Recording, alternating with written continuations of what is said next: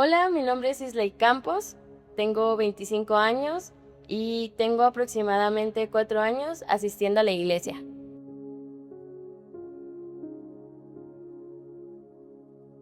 Pues mi vida antes de encontrar a Jesús era un desastre.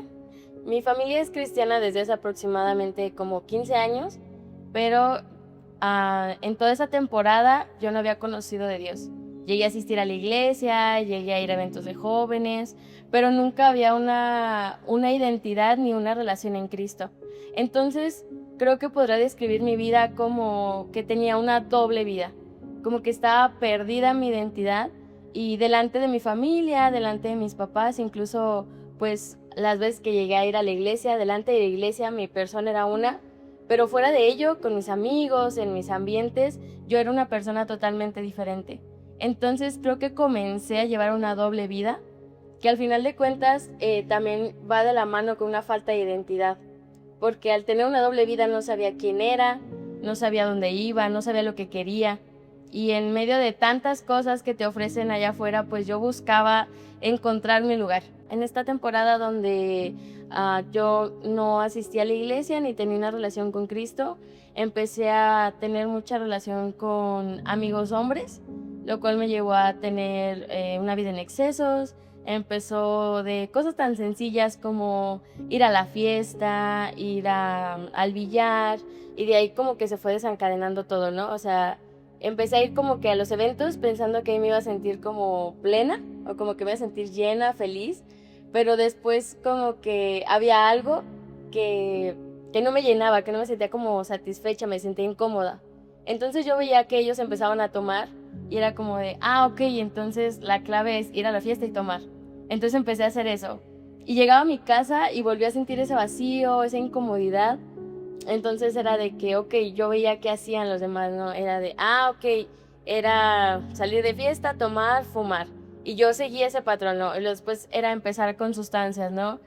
Yo veía que los que de mi grupo que fumaban marihuana, pues se veían súper a gusto, se la pasaban súper bien, entonces era como de que esa es la clave. Y luego era de que no, es que tienes que ir con alguien o salir con alguien. Y era como de, ok, entonces esta es la clave. Y yo iba buscando como te digo, esas pequeñas cosas de identidad y empecé a llenarme de muchas cosas que no me llevaban a nada. O sea, como que yo lo describo como si estuvieras en un hoyo, en un pozo, y en vez de buscar salir, empiezas a rascar para abajo, empiezas como a buscar para abajo, encontrando ahí la salida, ¿no? Entonces, entre más yo me envolví en esos ambientes, como que más se iba hundiendo mi persona, más perdida me encontraba, menos encontraba identidad. Era un total como desastre porque ya llegó en un punto en donde yo no sabía quién era. No sabía, o sea, lo que yo vivía no era mi identidad y yo estaba buscando como que algo que me dijera, esto eres tú, o sea, esto es lo que eres, este es tu valor, este es a dónde vas, pero en medio de tantas cosas que llegué a experimentar, pues me perdí.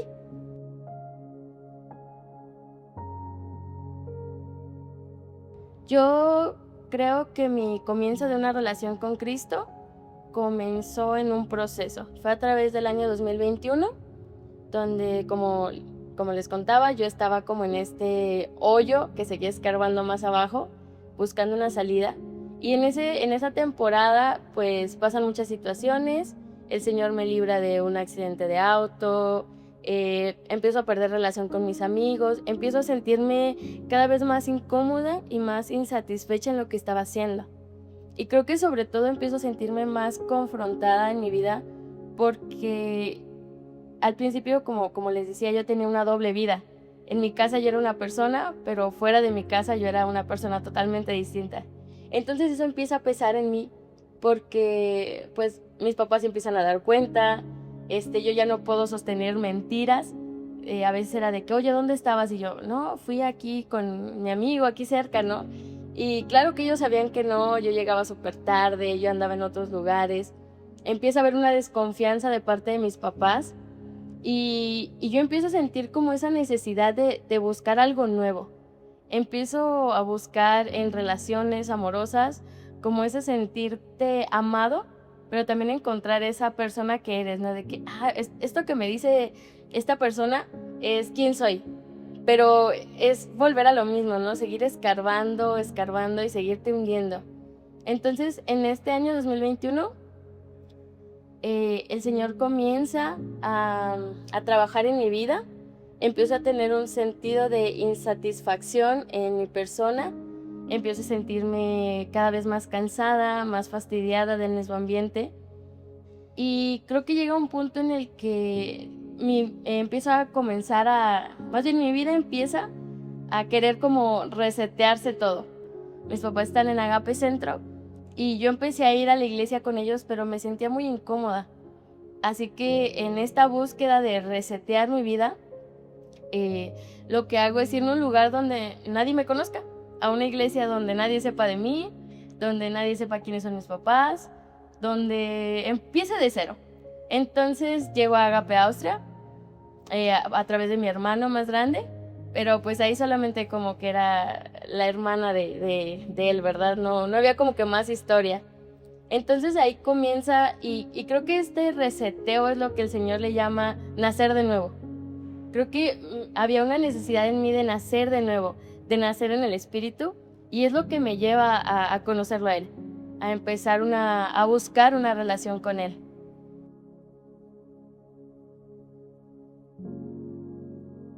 Yo encuentro mi verdadera identidad en Cristo cuando empiezo a conocer su amor por mí. Como te decía, yo empiezo a ir a la iglesia, empiezo a asistir a eventos de la iglesia, a un grupo conexión, a la oración, empiezo a tener como una vida cristiana, pero al final de cuentas había una culpa en mí. Siempre había como ese sentido de culpabilidad de lo que hiciste, lo que si te conocieran realmente estas personas, no estarían cerca de ti. Si la gente supiera cómo llevabas una doble vida, o sea, no te aceptaría. Y luego empieza como ese pequeño duelo en tu mente, ¿no? Estás tú en la oración, en la alabanza y quieres levantar tus manos y llega ese sentimiento de culpa. De a poco tú vas a levantar tus manos y hace 2 meses estabas metida en una fiesta, estabas metida en drogas, estabas metida en alcohol, o sea, ¿cómo se te ocurre tú, no? Entonces empiezo a tener esta lucha con esta culpa y es muy triste porque al final yo iba a la iglesia, pero en mi mente todo el tiempo era una acusación, una acusación, una acusación. No es hasta que yo asisto a un encuentro donde conozco mi identidad en Cristo, donde Jesús me habla y me dice, ok, tú fuiste eso, pero yo te doy una nueva vida. Y esta nueva vida comienza desde cero. O sea, a mí ya no me importa lo que hiciste. A mí ya no me importa lo que hiciste, lo que viviste o lo que tú creías que era, lo que tú creías que eras, sino a mí me importa quién eres tú ahora. A mí me interesa tu corazón y es como, no sé, fue un encuentro muy increíble porque empiezo a encontrar ese amor en Cristo y empiezo a la vez a encontrar esa llenura que buscaba allá afuera. Les decía, lo que te decía de, no sé, empezar a buscar y empezar a sentirme insatisfecha. En Cristo empiezo a sentir esa llenura en mi corazón, esa plenitud. Empiezo a conocer más de su amor, empiezo a conocer que, o sea, Él conocía quién era. Y algo que a mí me impactó mucho es que, como te digo yo, mi familia es cristiana desde hace mucho tiempo. Entonces, obviamente, de niños, algo que siempre te dicen es, Dios te está viendo. O sea, de que no te portes mal porque Dios te está viendo, ¿no? Y yo estaba así como que, con todo lo que había hecho, con todo lo que había pasado en mi vida, era como de, o sea, Dios sabe lo que he hecho.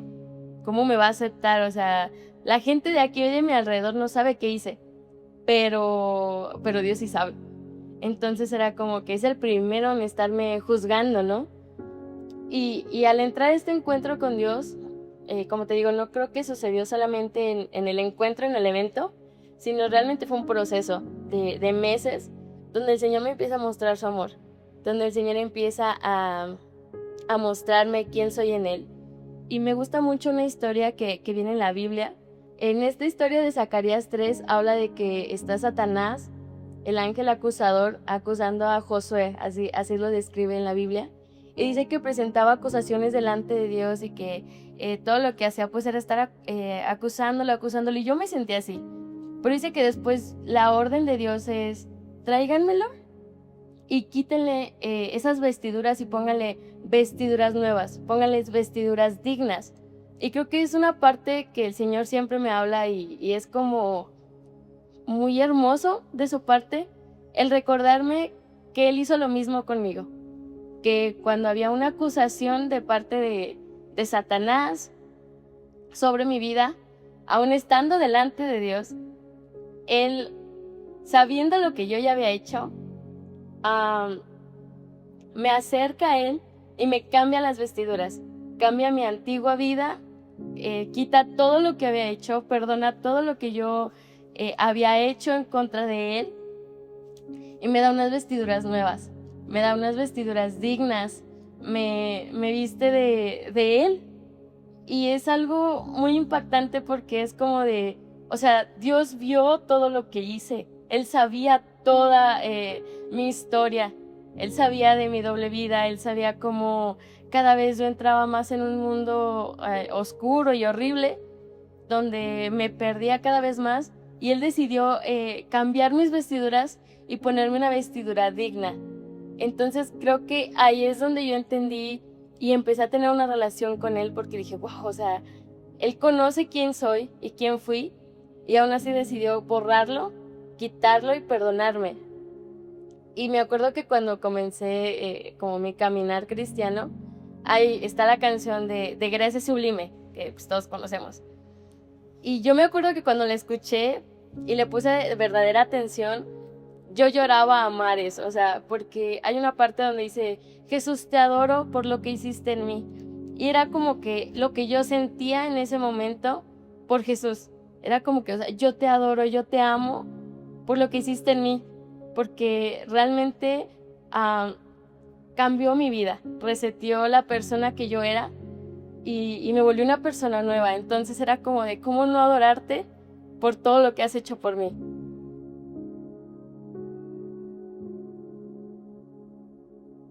Yo creo que uno de los mayores retos es poder vivir contracorriente, porque eres joven, piensas que lo puedes hacer todo, que el mundo está a tus manos, pero la verdad es que no. Y muchas veces vemos la vida de las personas allá afuera, vemos gente que le va súper bien, gente que no le pasa nada, gente que se divierte, entre comillas, y tu lucha es no dejarte llevar por eso. Creo que una de las cosas más importantes que yo he visto es, mi vida cristiana no es una vida de prohibiciones, no es una vida de que ya no puedo ser feliz, de que ya no me puedo divertir, sino más bien ha sido una vida que me ha llevado a una libertad tan grande que no necesito del alcohol, no necesito de la fiesta, no necesito de los excesos para sentirme bien, ni siquiera necesito de una relación o de estar con alguien para sentirme bien. A veces no, estamos rodeados de esas ideas. El éxito, el dinero, la fiesta, las relaciones amorosas, todo eso va a llenar mi vida y me voy a sentir bien. Y es como entender que eso no nos lleva a la verdadera felicidad, a la verdadera plenitud.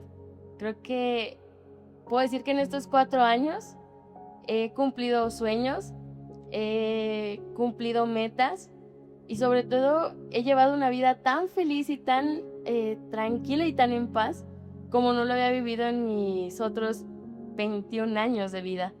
Entonces creo que un reto es no dejarte llevar por lo que te dicen allá afuera, que parece que te va a hacer feliz, que parece que te va a hacer, no sé, te va a satisfacer, pero realmente no. Y creo que otro es llevarte la vida con calma. Creemos que como somos jóvenes tenemos que hacer todo ya ahorita, todo tiene que suceder rápido y si no, nunca va a suceder. Y creo que no. Dios dice que hay un tiempo para cada cosa y es aprender a disfrutar tu temporada. Estés trabajando, estés estudiando, sea lo que estés haciendo, es disfrutar esa temporada. buscar a Dios en esa temporada y poder estar contento con lo que tienes. Porque creo que los jóvenes, y yo también, siempre vivimos bajo la queja o bajo la insatisfacción. Es que si yo tuviera algo mejor. Y no solamente hablando de lo económico, o sea, si yo fuera una mejor persona, si yo fuera una persona más bonita, si yo fuera una persona más atractiva, si yo fuera, y vivimos tanto con el si yo fuera, que dejamos al lado lo que Dios ha puesto en nosotros, que también es bello y que también es digno. Entonces, hay que aprender a vivir una satisfacción de lo que somos y de lo que también Dios nos ha dado y que nos permite tal vez vivir contentos y satisfechos con lo que somos, con la familia que tenemos, con todo nuestro alrededor en general.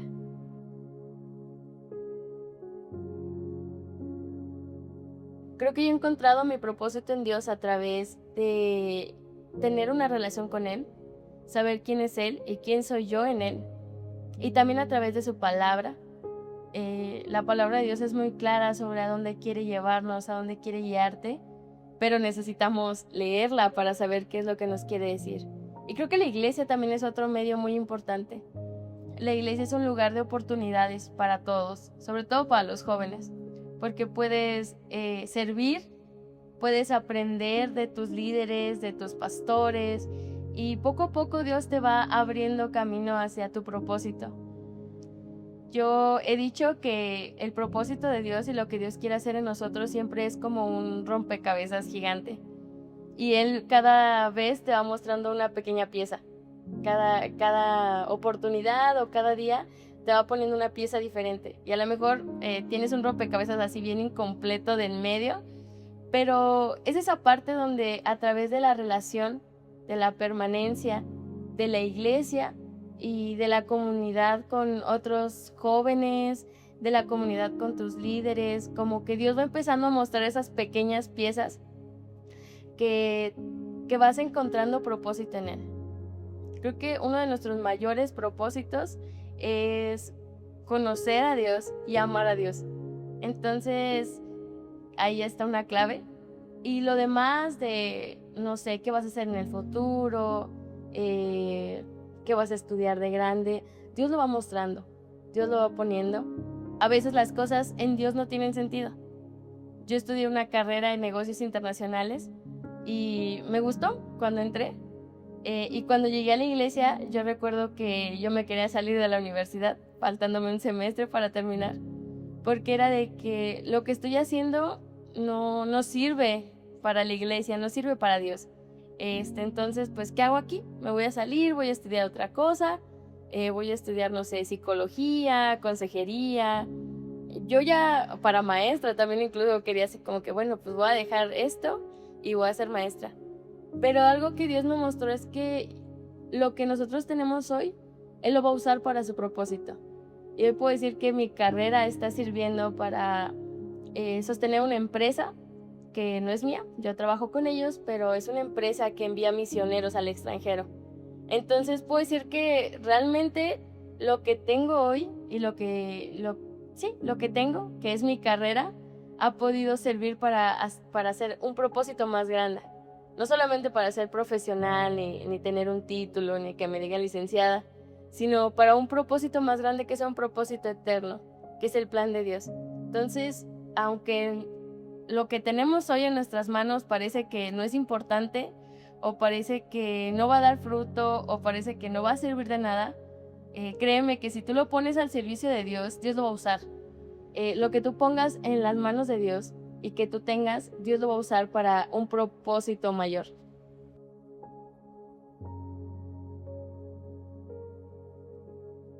Tu propósito no lo vas a encontrar fuera de Dios.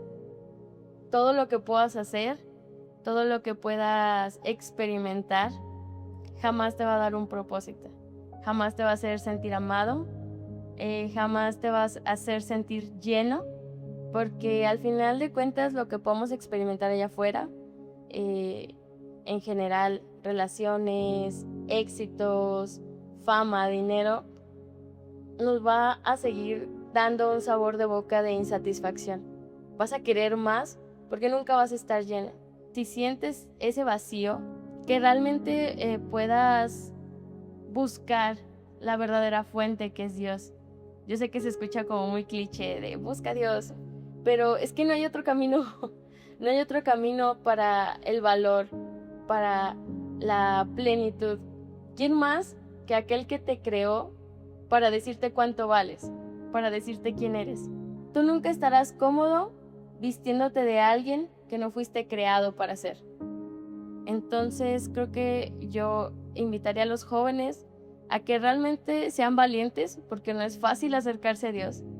No es fácil acercarse a Dios en tu juventud cuando todos están en otro mood y obvio te da miedo a la crítica, al juicio, al perder personas, pero es un paso valiente que yo les invitaría a dar y conocer ese verdadero valor que hay en Cristo.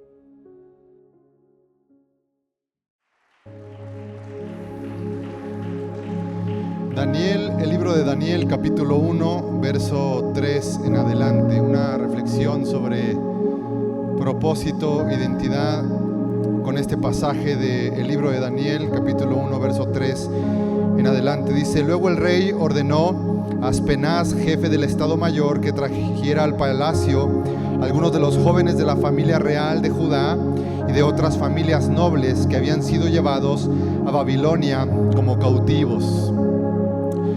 La palabra de Dios tiene detalles históricos y nos habla de una nación, un imperio llamado Babilonia.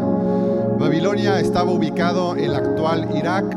Hoy ya no funciona como nación, hay unas ruinas que sirven para turismo, pero ya no es una nación como tal. En el tiempo de la Biblia fue una nación muy poderosa de la cual descienden los egipcios y otras culturas. Una nación con muchos recursos, gente muy sabia en el estudio de la agricultura, de las estrellas, pero también de la hechicería y de la magia. Babilonia fue una nación literalmente, pero Babilonia en la Biblia también tiene otro propósito: describirnos un sistema que es lo contrario al reino de Dios. El término Babilonia se encuentra en la Biblia para describir una nación, pero también para describir un sistema espiritual contrario al reino de Dios. En el Nuevo Testamento encontramos que se sigue utilizando la palabra Babilonia, ya no para referirse como a una nación, sino como a un sistema que representa todo lo contrario al reino de Dios. En los últimos tiempos, nos dice el libro de Apocalipsis, que vendrá un sistema de Babilonia a tratar de corromper a los hijos de Dios, ya no una nación, sino un sistema que es antagónico, que es la otra parte, una contraparte de lo que es el reino de Dios. El libro de Daniel trata de la historia de la nación de Jerusalén, la nación de Israel, que fue llevada cautiva a Babilonia. La nación de Dios, el pueblo de Dios, se alejó de él, se corrompió, empezó a tener ídolos, sacrificaba a sus hijos a los ídolos. Mucha gente a veces piensa: uy, qué malo Dios que dejó que los de Babilonia llegaran y se llevaran a la nación de Israel cautiva. Pero si tú te enteraras de todo lo que hacía la nación de Israel cuando se apartó de Dios, como volver a las prostitutas como sacerdotisas, entregar a sus hijos al fuego a un dios llamado Moloch. Dios permite que el imperio de Babilonia llegue y se lleve cautivo a la nación de Israel. En este cautiverio, el rey de Babilonia da esta orden diciendo: concédeme o tráeme, le dice a este jefe de estado, le dice que le traiga a estos nobles de la familia de Judá y de otras familias que fueron llevados a Babilonia como cautivos. En el verso 4 dice: selecciona solo a jóvenes sanos, fuertes y bien parecidos. El rey de Babilonia dice: tráeme a jóvenes fuertes, bien parecidos, sanos y jóvenes. ¿Para qué? Para que sean instruidos en todas las ramas del saber y que estén dotados del conocimiento y de buen juicio y que sean aptos para servir en el palacio real. Enseña a estos jóvenes el idioma y la literatura de Babilonia. Tráeme a estos jóvenes y empiézalos a educar, a preparar. Dicho de otras formas, tráeme a estos jóvenes y empieza a moldearlos según la cultura de Babilonia.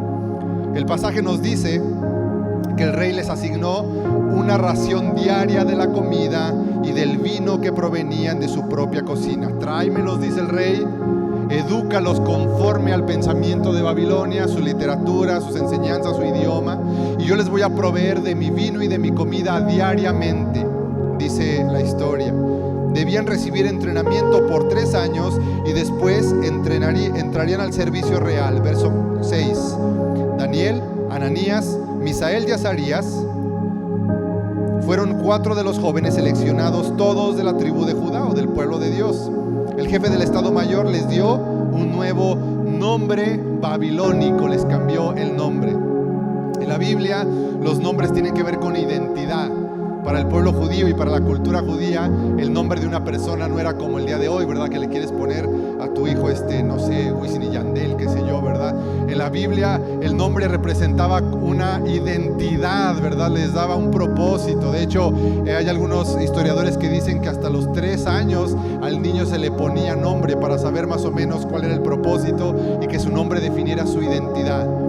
Babilonia los trajo y les cambió el nombre. A Daniel le cambió el nombre por Belsasar, que significa básicamente Beel, o el dios Baal cuida de él.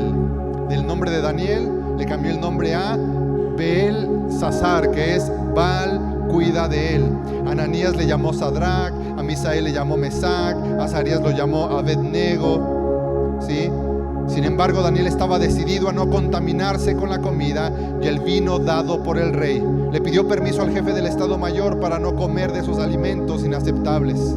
Ahora bien, Dios había hecho que el jefe del Estado Mayor le tuviera respeto y afecto a Daniel, pero le respondió, ¿verdad? Si te dejo de dar estos alimentos, tú vas a volverte más escuálido, más débil, y el rey me va a matar porque necesito alimentarte. Le dijo Daniel: no te preocupes, a mí no me des del vino ni de la comida del rey, dame estas frutas, estas verduras, y tú confía en mí. Este sistema babilónico básicamente quería robarles la identidad a Daniel y sus amigos que eran del pueblo de Dios. Les querían decir quiénes eran, les querían cambiar el chip, la mentalidad y su identidad.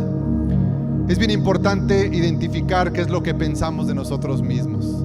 ¿Qué idea tienes de ti mismo? ¿Qué piensas de ti mismo? ¿Qué te define como persona? Tus logros, tus éxitos, tu físico, tu economía, el apellido que tienes, lo que has logrado. ¿Qué te define como persona? Hay varias cosas que nos definen como persona: la cultura, la familia, nuestro pasado, lo que se nos dijo de chicos, el lugar donde nacimos, lo que estamos dejando entrar en nuestros oídos, en nuestro corazón, lo que leemos, lo que escuchamos, lo que vemos en la televisión.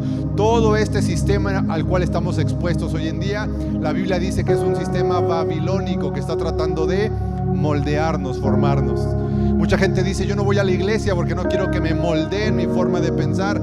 Decía un viejo dicho para los que ya somos algo grandecitos: pues lástima, Margarito, porque aunque tú no te des cuenta, estás siendo moldeado por algo. Algo te está moldeando tu forma de pensar, algo te está moldeando tu forma de ver el mundo. Nadie está lejos ni nadie puede apartarse de un molde del cual está siendo moldeado. Lo más peligroso es que no nos damos cuenta que lo que pensamos de nosotros mismos puede determinar qué tan lejos llegamos o avanzamos, o qué vida podemos llevar muchas veces tan miserable.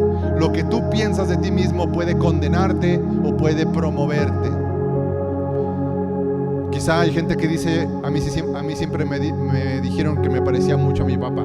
Puede decir una persona, y voy a ser igual de alcohólico o adúltero como mi papá. Así han sido en mi casa. Mi apellido, dicen que los de este apellido son así, nosotros somos así. Se me dijo que fui mentiroso, quizás se me dijo que no valía, que era la más fea de mis hermanas, que era el más feo de mis hermanos, que era el más holgazán, qué sé yo, ¿verdad?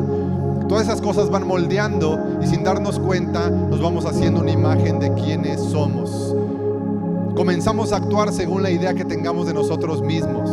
Lo que tú dices que eres empieza a dictar cómo te comportas. No puedes cambiar un comportamiento si primero no cambias tu identidad. Por eso cuando los discípulos le dijeron a Jesús: Jesús, enséñanos a orar, Jesús dijo que el principio de oración comienza así: Padre ¿qué? Nuestro Jesús le estaba diciendo a sus discípulos: tú no puedes tener una relación con Dios, no puedes avivarte en tu vida de oración, no puedes empezar una vida espiritual correcta si primero no te pones en tu verdadera identidad, que es la de un hijo. Llámale Padre, yo soy tu hijo. Jesús dice: de ahí parte toda nuestra vida espiritual. El principio de oración de Jesús es: oren de esta forma, diciendo Padre nuestro. Los religiosos de aquella época se enojaban porque Jesús llamaba a Dios Padre, pero Jesús a sus discípulos les decía: su relación con Dios, su vida de oración, su vida se define según su identidad. Por eso comiencen a orar siempre así: yo soy un hijo de Dios y me puedo acercar a Dios, porque Dios no es un Dios lejano, airado, que me da la espalda, que me ignora, un Dios en su trono con una peluca como de juez. Dios es mi Padre, y como un hijo se puede acercar a su padre, yo así me puedo acercar a Él. Qué importante es la identidad. Proverbios 23:7 dice en la Biblia de las Américas: pues como piensa dentro de sí, así es Él. Como pensamos dentro de nosotros mismos, del mundo que nos rodea, y en este caso lo que yo piense de mí mismo, va a definir cómo soy, qué etiquetas tengo, qué personalidad tengo, cuál es mi identidad. La cultura de Babilonia es una cultura de confusión. La palabra Babilonia viene de la palabra Babel, que significa básicamente confusión. Y esa es la mayor estrategia del enemigo: confundir. El enemigo le gusta confundir personas. ¿Cómo confundes a alguien? Robándole su identidad, robándole la brújula de su vida, de su propio destino. No saber quién es y no saber hacia dónde va. Es como andar a oscuridad, como andar a ciegas, andar buscando propósito, picando aquí, picando allá. Si me caso, ahora sí voy a ser feliz, ¿verdad? Error. Si tengo esto, entonces ahora sí voy a hacer esto. Lo dijo Sisley y no nos pusimos de acuerdo, pero básicamente fue la idea del testimonio, hablar sobre este asunto, y creo que el Espíritu Santo puso esas palabras en su corazón. Si tengo esto, podría hacer. Si tan solo fuera de esto, podría hacer. Y esa es una cultura de Babilonia, la cultura de la confusión. Daniel y sus amigos fueron llevados cautivos a Babilonia. Este sistema trató de confundirlos, robarle su identidad. Daniel fue un hombre muy valiente junto con sus amigos. No se dejó corromper. El sistema del mundo hoy en día funciona como el de Babilonia: confunde, moldea y usa. El sistema te confunde, te moldea y te usa. Así es el sistema hoy en día. Todas las personas nacemos con un propósito. Por eso los cristianos no creemos que el aborto sea una solución, porque toda vida que se es gestada en el vientre de una persona es puesta por Dios. Nadie viene a este mundo por un accidente. Nadie es un accidente. Haya nacido de un noviazgo simplemente, haya nacido de una relación de adolescencia, ¿verdad? Nosotros creemos que Dios pone y sopla vida en todos los seres humanos y todos traemos un propósito. Pero las heridas, la familia que nos toca, el sistema en el que vivimos, trata de confundirnos, de robarnos propósito.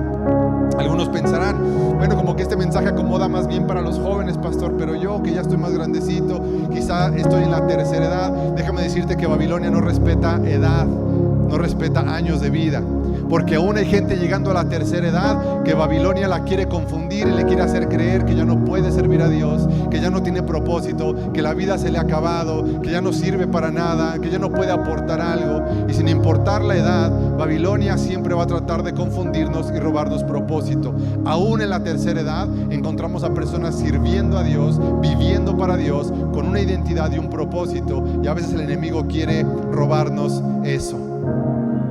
Dice la Escritura que el mandato del rey fue: enseña a estos jóvenes el idioma y la literatura. Básicamente amolda su mentalidad, enséñales. Babilonia te aparta, te confunde y te usa. Todos nacemos con propósito. En el transcurso de la vida vamos siendo apartados, confundidos y usados por el mal. Toda la cultura que nos rodea nos va moldeando, todo. Programas de televisión, programas de radio, podcasts, artistas, locutores, escritores, la música que escuchamos, lo que vemos en las noticias, todo nos va moldeando. Quiero que prestes mucha atención a esto. Todo nos va moldeando. Tú tienes que estar muy consciente de esta verdad y atento a lo que va formando tu identidad, porque todo te va formando. Te empieza a alimentar y embriagar, dice el rey. Llévale a Daniel y a sus amigos de mi comida y de mi vino. Esta comida y este vino que el rey les ofrece básicamente es una invitación a depender de él. Babilonia dice: voy a enseñarle a estos jóvenes del pueblo de Dios, a estas personas del pueblo de Dios, les voy a enseñar a depender de mí. Con vino fresco y comida del rey todos los días, ¿quién va a necesitar a Dios? Y ese es el mal de todas las naciones primermundistas hoy en día. Naciones en Europa, en España, en Alemania, en Suiza, en Suecia, ¿verdad? Naciones que son del primer mundo. Ese es el peligro. Tienen vino y comida del rey. ¿Para qué vas a querer en medio de la prosperidad a Dios? La invitación del rey de Babilonia fue darles comida y vino para que se olviden de quién dependen.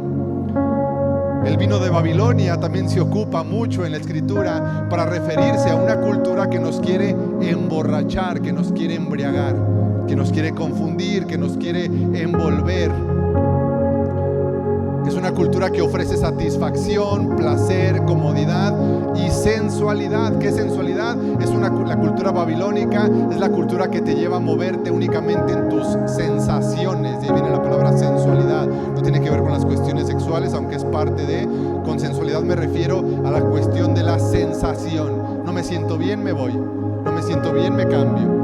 Es que no me siento, ¿verdad? Y esto de las sensaciones no es una brújula muy correcta para andarse moviendo por esta vida. Eso de yo siento, hay que moverse más en el espíritu y en el entendimiento que por la sensación. Por eso los matrimonios fracasan, por eso la gente no dura en los trabajos, por eso el mundo le roba propósito a la gente, porque se vuelven sensacionalistas. Si no siento, me aparto. Si no me gusta, me muevo. Si ya no me gustó esta relación, busco otra. Si ya no me gustó este matrimonio, me salgo. Esto de las sensaciones es mucho de la cultura de Babilonia: placer y comodidad y satisfacción. La identidad de Daniel y sus amigos quiso ser transformada cambiándole el nombre. Básicamente Babilonia le dice: tú ya no eres Daniel, ahora eres el hombre al que cuida Baal. Ahora tú dependes de este Dios, de esta deidad babilónica. Babilonia le quiso cambiar la mentalidad a Daniel, pero no pudo. ¿Por qué? Porque esa fue responsabilidad de Daniel. Dice la escritura que Daniel decidió no contaminarse. No importa lo que Babilonia diga, no importa lo que el mundo diga, no importa lo que tu pasado te pueda estar gritando, no importa lo que el pecado te puede estar diciendo, no importa el chip con el que se te implantó en tu casa, las mentiras que se te dijeron. Tú tienes la decisión de decir: yo no quiero contaminarme con esto. Babilonia le cambió el nombre, Babilonia le ofreció alimento, Babilonia le ofreció educación, pero nada de eso tuvo suficiente poder, porque Daniel decidió no contaminarse. Daniel decidió no contaminarse. Empezamos a tomar la forma de lo que seguimos y veneramos. Empiezas a tomar la forma de lo que sigues y de lo que adoras. Lo que contemplas, todo aquello que contemplas, todo lo que adoras, empieza a formar tu mentalidad. Ahorita que está de moda el concierto del Marilyn Manson, ¿verdad? No sé si es el mismo. Eugenio Derbez, ¿no era ese? Bueno, este hombre que vino, que andan ahí haciendo su argüende, ¿verdad? Digo, híjole, hay cosas más importantes que hacer que estar pensando que si van a venir o no. Pero el punto es, la gente que veía ahorita en las fotos que están formadas para la feria, pues la gente va vestida como el hombre, ¿verdad? O sea, trae su atuendo como él, los pupilentes característicos de este cantante y la cara pintada de blanco. ¿Por qué? Porque tratan de tomar la forma de aquello que contemplan. Lo que adoras, lo que contemplas, empieza a moldearte, ¿sí? Mucha gente ni siquiera conoce a ese hombre, ni siquiera saben si realmente es tan satánico como se dice o es solamente un performance, pero la gente lo considera así y empieza a tomar la forma de aquello que contempla, de aquello que adora. ¿Tiene sentido lo que le estoy compartiendo? Daniel no era lo que Babilonia decía. ¿Cómo recuperamos nuestra identidad? Decide no contaminarte. Hay responsabilidad enorme en las decisiones que tomas. Tienes que decidir quién va a influir en tu manera de pensar. Escúchame bien. Tienes que decidir quién va a influir en tu manera de pensar. Hay mucha gente que cuida mucho lo que come, y qué bueno. pero deberíamos de tener el mismo sistema de alarma para identificar que vamos a dejar entrar en nuestra cabeza y en nuestro corazón. Qué bueno que cuidas los carbohidratos y el alimento que comes, pero también para ese mismo nivel de estándar tendrías que tener una calidad, un filtro para saber qué vas a dejar entrar aquí o acá. Tienes que tomar la decisión de qué te va a moldear. ¿Sí? ¿A qué le dedicas? ¿Qué escuchas en tus audífonos? ¿Qué escuchas en tu descarga de playlist? ¿En tus podcasts y escuchas? ¿Qué estás leyendo? ¿Qué te está formando? Tienes que decidir. Daniel decidió no contaminarse. Tienes que hacerte responsable. ¿Cómo crees que Daniel hubiera actuado bien llenito de la panza y borracho con el vino del rey? Confundido, embriagado, satisfecho. Bill Hybels, un hombre de Dios, escribió un libro que se llama Divina Insatisfacción. Y repito, no me puse de acuerdo con las siglas, pero yo utilizó este término y creo que viene de parte de Dios. Y Bill Hybels en su libro explica cómo Dios utiliza nuestra insatisfacción para atraernos hacia Él. Lo que antes te satisfacía ya no lo logra. Ahora requieres más, no solamente de alcohol o sustancias, puede ser de relaciones, puede ser de trabajo, no sé. Lo que empieza a haber un sentido de insatisfacción, porque Babilonia te quiere satisfecho, te quiere cómodo, te quiere embriagado en un sistema y en una cultura. Embriagado en la cultura de Babilonia es desorientado, sin propósito, confundido, ¿verdad? Pero el Señor nos trae a un propósito donde dice: tú dependes de mí, no te dejes embriagar por este vino, mantente sobrio, dice el apóstol Pablo, sino más bien sean llenos o embriáguense ¿de qué? Del Espíritu Santo. Embriáguense del Espíritu Santo, no en el alcohol, no en el vino de Babilonia, en el cual hay confusión, sino sean llenos del Espíritu Santo. ¿Cómo hubiera actuado Daniel? Bien llenito, bien comidito, bien lleno de vino del rey, confundido, con un sentido de satisfacción. Pero Daniel decide no contaminarse. Te quiere satisfecho y embriagado el sistema de Babilonia. El Espíritu Santo te quiere incómodo. El Espíritu Santo te quiere incómodo, porque la incomodidad santa es aquella que siempre te está moviendo a buscar algo de parte de Dios. Una insatisfacción que no te va a dejar en paz hasta que entiendas que solamente una relación correcta con el Señor, con Dios, con el Señor Jesús, va a traer propósito y sentido a tu vida. Una insatisfacción santa es la que el Espíritu Santo empieza a mover en las personas, en la búsqueda. Tristemente, en esta búsqueda muchos son atrapados por sectas, por religiones falsas, por adicciones, pero el Espíritu Santo se mueve a través de la insatisfacción, moviéndote cada día en el encuentro con tu identidad en Cristo. Al cumplirse los 10 días, Daniel y sus amigos, al no comer comida y vino del rey, dice en Daniel 1:15, se veían más saludables y nutridos. Yo pienso que el guardia que los estaba cuidando dijo: se ven más saludables que los que han comido la comida del rey y el vino del rey. Daniel y sus amigos se veían más saludables y mejor nutridos que los jóvenes alimentados con la otra comida del rey. ¿Qué significa esto? Significa que qué tanto vas a crecer y qué tan lejos vas a llegar en tu propósito se verá determinado en quién pones tu confianza, en quién confías. Hay un término medio curioso que se utiliza actualmente, que es la famosa meritocracia. ¿Alguien ha escuchado de la meritocracia? ¿No? La meritocracia básicamente es: esfuérzate para que puedas llegar muy lejos. Y me gustaría decirte que sí, el esfuerzo y el trabajo diligente sí trae recompensa. El trabajo y el esfuerzo diligente trae cierta recompensa. Pero la meritocracia a veces nos engaña, porque tristemente este sistema en el que vivimos no es lo mismo qué tan lejos va a llegar una persona que se apellida Pérez que una persona que se apellida Valladares. La meritocracia nos dice que hay muchos factores en la sociedad que van a acomodar ciertas piezas para promoverte, pero en el reino de Dios, en la cultura del reino de Dios, no depende tu apellido, no depende la universidad que fuiste, no depende tu pasado, no depende el contexto de tu familia, depende que tú entregues tu vida y confíes en Dios. ¿Qué tan lejos vas a llegar? ¿Quieres un ejemplo? La persona de Jesús. Jesús en los evangelios fue un hombre, Jesús hombre que fue Dios, pero fue hombre que tuvo su familia. Y Jesús en los evangelios se nos dice que Jesús era conocido como producto de la aventura de su madre, María. Los evangelios nos dan a entender que Jesús cargaba con la etiqueta de decir que Jesús fue producto de una infidelidad de su madre. Fue un hijo de un carpintero, sus hermanos no creían en él.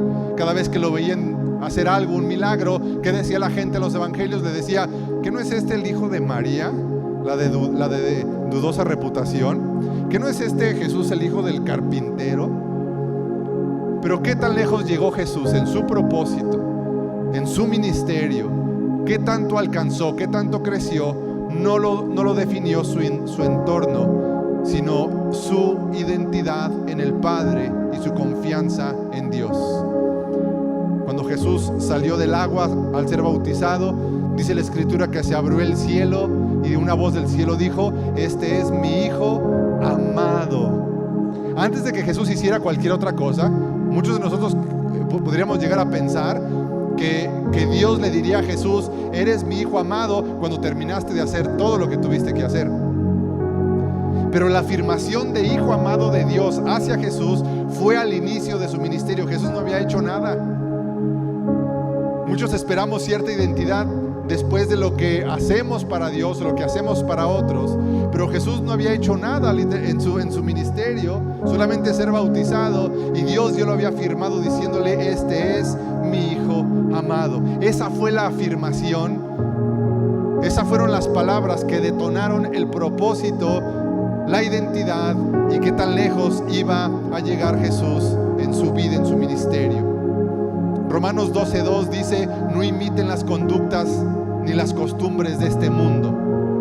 Más bien, dejen que Dios les transforme en personas nuevas. ¿Cómo? Al cambiarles la manera de pensar. No imiten las costumbres de este mundo. No porque todos lo hagan significa que es lo correcto. No porque todos lo hagan significa que es lo correcto. No imites las conductas de este mundo. Estamos en un tiempo donde estamos viendo a chicos pasar a secundaria, prepa, universidad, y esto quiero dejártelo en tu corazón y te exhorto en el Señor: no imites las costumbres de este mundo. No te amoldes a un sistema viciado, un sistema que parece que todos lo hacen, y como todos lo hacen, tú lo tienes que hacer, y si no, no te integran, si no te rechazan, si no te sientes apartado. El Señor trae promesa para aquellos que, como Daniel, deciden no contaminarse y no se amoldan a las costumbres de este mundo. Más bien, permiten que Dios les transforme en personas nuevas, cambiándoles los hábitos, dice la Escritura. Deja que Dios te cambie en persona nueva. Cambiándote los hábitos, no. Dice, cambiando tu manera de pensar. Pero ¿qué estás dejando entrar a tu mente y a tu corazón? ¿A quién escuchas? Quizá lees 2 versículos diarios, quizá lees un versículo a la semana, pero eso no va a ser suficiente, porque toda la semana estás escuchando a maestros, amigos, noticieros. ¿Cuánto es suficiente escuchar de Dios para poder acallar las voces? Porque en la universidad, en la preparatoria, va a haber voces de maestros que te van a decir: tú, cristiano, no hombre, yo soy esto, yo soy aquello, y va a ser criticado, va a ser juzgado. Pero tú tienes que evaluar cuánto de Dios estás escuchando en oración, en meditación de su palabra, en memorización de sus promesas, en afirmación de tu identidad, para poder acallar todas esas voces. Dejen que Dios les transforme en personas nuevas al cambiarles la manera de pensar. Entonces, cuando tú no te amoldas a este mundo y permites que el Espíritu Santo renueve tu manera de pensar, dice la Escritura, entonces aprenderás a conocer la voluntad de Dios. Es que yo no sé qué es lo que quiere Dios para mí. Primero permite que el Espíritu Santo cambie tu manera de pensar. A medida que el Espíritu Santo va renovando tu manera de pensar, dice la Escritura, tú vas conociendo la voluntad de Dios para tu vida. Tú necesitas ser vaciado de la cultura de Babilonia para ser llenado de la cultura del reino de los cielos. Tú tienes todos los días que meditar y reflexionar en tu identidad como hijo de Dios. A mayor identidad en Cristo, mayor entendimiento de tu propósito. A mayor confusión de tu identidad, mayor confusión en tu propósito. No vas a saber a dónde vas si primero no entiendes bien tu identidad. Caminar en propósito nos da identidad. Aprenderán a conocer la voluntad de Dios para ti. La voluntad de Dios para mí, pastor, ¿será buena? Yo pienso que la voluntad de Dios para mí es media aburrida. Como que Dios me quiere aburrido. Como que la voluntad de Dios para mí es que sea aburrido, que sea amargado, que no me divierta, ¿verdad? Pero dice la Escritura, la voluntad de Dios para nosotros es buena, agradable y perfecta. La voluntad de Dios para nuestras vidas es buena, agradable y perfecta. Pero adivina qué, todo depende de nuestro entendimiento de identidad en Cristo. Mantenernos en el propósito de Dios nos va a recordar siempre nuestra identidad. Una de las cosas que ataca el pecado en la vida de las personas es identidad. Pecas y el pecado te hace sentir pecador. Esa es una definición de identidad. Pero la Biblia dice que un hijo de Dios puede pecar, pero no es un pecador. Un hijo de Dios puede fracasar, pero no es un fracasado. Los pecados y los fracasos tratan de apuntar a nuestra identidad. Mantenernos en propósito. Recuerda nuestra identidad, para qué fuiste creado. Identidad es propósito, voluntad de Dios, es decir, para qué fui creado, lo que Dios dice que soy, desarrollando tus dones sin codiciar los talentos de otros. Tenemos que esforzarnos en conocer diariamente y reflexionar diariamente en lo que dice el título de este mensaje. Yo soy quien Dios dice que soy. Yo soy lo que Dios dice que soy. Y va a venir el enemigo y te va a decir: tú eres tu pasado, tú eres tus errores, tú eres tus fracasos, tú eres tus temores, tú eres el apellido que tienes, eres igual que tu mamá, eres igual que tu papá. Tú tienes que decir: yo soy lo que Dios dice que soy. Y te mueves en base a tu identidad de hijo de Dios, descubriendo propósito. Amén. Señor, te damos gracias por este tiempo en el cual escuchamos tu palabra, recordamos nuestra identidad, que lo más importante es recordar quién dices tú que somos, Señor. No lo que nos dice este mundo que somos, no lo que nos dice nuestro pasado que somos. ¿Quién dices tú que soy yo, Señor? Que soy tu hijo, que soy amado, que soy perdonado, que soy redimido, Señor. Que enviaste a tu hijo Jesús a morir por mí, que me amas con amor eterno, Señor, que me cuidas, que me guardas, que no estás decepcionado de mí, Señor, que no te has decepcionado a pesar de mis errores y fracasos, Señor, que tú tienes un plan para mí, que tú no te has dado por vencido conmigo, Señor. ¿Quién dices que soy yo? Quiero que tu voz en mi corazón, Espíritu Santo, acalle las voces, silencie las voces dentro de mi corazón, Señor. Te lo pido, Jesús. Ayúdanos a todos los días levantándonos en nuestro propósito. Ayúdanos a discernir cuando estamos siendo moldeados por la cultura, cuando estamos siendo moldeados por algo. Esto de la identidad no solamente es para los jóvenes, tiene que ver con las personas mayores, tiene que ver con los jóvenes o con los adultos que no se han casado. Eso no te define como persona. No tienes que cumplir un estándar de una sociedad a fuerzas para poder tener una identidad. Un acta de matrimonio o una edad no definen tu identidad. Lo define Cristo, lo que hizo por ti en la cruz del Calvario. Lo que hizo por ti el Señor en la cruz del Calvario. Esa es tu identidad. Que nada ni nadie te robe esa promesa de Dios para tu vida. Todos los que confían en Jesús serán llamados hijos de Dios. Ese eres tú. En el nombre de Jesús nos ponemos de pie, por favor.